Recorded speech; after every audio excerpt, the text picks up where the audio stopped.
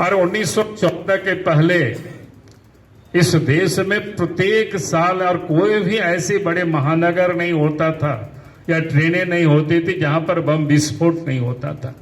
ये एक विभाजन का तरस भी है कि आज भी हम उसको झेल रहे हैं, आज भी हम उसको भुगत रहे हैं। उस समय की महात्मा गांधी जी कहते थे हमारी लाश पर अलग एक देश का विभाजन होगा, लेकिन कहां कांग्रेस पार्टी रोक पाए, कहां गांधी जी रोक पाए। उस समय की विभीषिका और तरसदी आज भी समाप्त नहीं हुई है। आज भी अगर आप देश के अंदर में देखें, आप याद करिए जम्मू कश्मीर की क्या हालत थी कि वहां पर बड़ी संख्या में वहां जो पंडित थे, काश्मीरी ब्राह्मण पंडित, उन सबको वहां से खदेड़ दिया गया किस प्रकार से। आप सबने देखा होगा कश्मीर फाइल को, यानी उसको बताने की कोशिश की गई।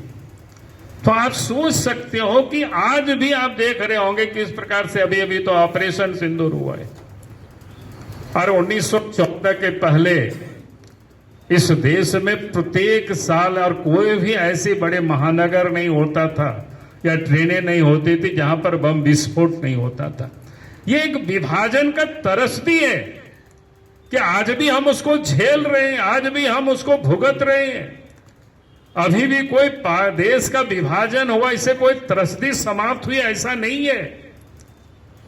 आज भी वो त्रसदी हम सब लोग भुगत रहे हैं, आज भी देश भुगत रहा है। और इसलिए आज जरूरत हमें इस बात की है कि इस त्रसदी को हमें समझना। अगर आज हम इस बात को नहीं समझते हैं कि इस त्रसदी को, तो मैं समझता हूं कि शायद हम सब लोग ये भूल करते। मुझे लगता है कि उस समय भी आप याद करिए, कांग्रेस पार्टी तो उस समय भी कहते थे कि देश का विभाजन नहीं होगा, देश का विभाजन हम नहीं होने देंगे। उस समय की महात्मा गांधी जी कहते थे हमारी लाश पर अलग एक देश का विभाजन होगा, लेकिन कहां कांग्रेस पार्टी रोक पाए, कहां गांधी जी रोक पाए।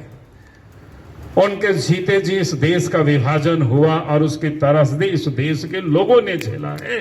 और देश के विभाजन के बाद भी आज वो विभाजन की तरसदी वो समाप्त नहीं हुआ है।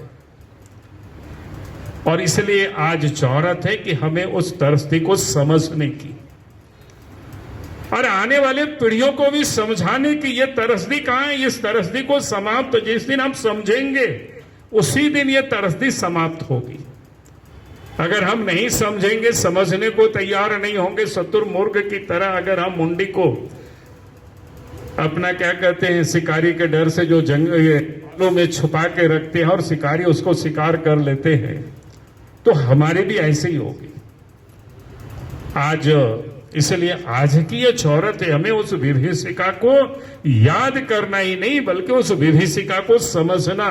और आज के परिवेश में भी हमें उस विभीषिका के बारे में समझना, उसके बारे में विचार करना। क्या आज ये विभीषिका समाप्त हुआ है क्या? तो इसलिए आज के तारीख में जो देश भारत सरकार ने जो तय की कि भाई हमें विभाजन की जो विभीषिका है उसके स्मृति दिवस हम 14 तारीख को मनाएंगे। इसलिए आज सिर्फ हम भाषण सुनना इतना ही मात्र नहीं कि बल्कि हमें उसको आने वाली संतति को भी वास्तव में आज बताना। अभी थोड़ा सा शब्दों में डॉक्टर सतीश जी ने, मृदा जी ने बताया कि उनके दादा दादी जो भी कहानी सुनाते थे उसको इन्होंने यहाँ सुनाया। तो मैं कहूँगा कि आप सब भी सुनते होंगे और आप सब ने सुना भी होगा। बहुत सारी किताबें भी उस पर लिखी गई है। और आप, हमें लगता है कि ये जो विभीषिका को समाप्त नहीं हुई है, ये जो 14 अगस्त 1947 को जो ये जो विभाजन की विभीषिका, उस दिन ही नहीं बल्कि उससे पहले से लोग विभीषिका को झेल रहे थे और उसके बाद भी लोगों ने झेला। आज भी हम झेल रहे हैं। और आज भी देखेंगे, अगर भारत का भूखंड ही अगर बांटा होता तो हम मानते कि चलो भाई विकास के लिए बांट गया, कोई बात नहीं है। लेकिन आज भी अगर आप देखें पाकिस्तान में जो उस वक्त जो हिंदू रहते थे, सिख रहते थे, जैन रहते थे या बौद्ध रहते थे, आज उनकी संख्या क्या है। आज भी जो बांग्लादेश में उस समय की जो संख्या थी, आज उनकी क्या है, ये तो तथ्यों से पड़ा हुआ है।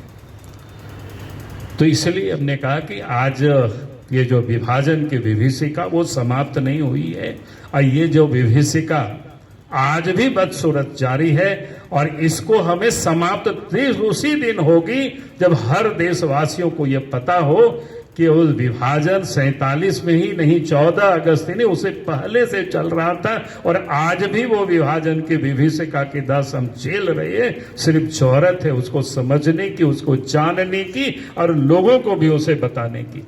अगर लोग इस दिन लाइव लगातार के वीडियो को लाइक करें, सब्सक्राइब करें और बेल आइकन को दबाना न भूलें।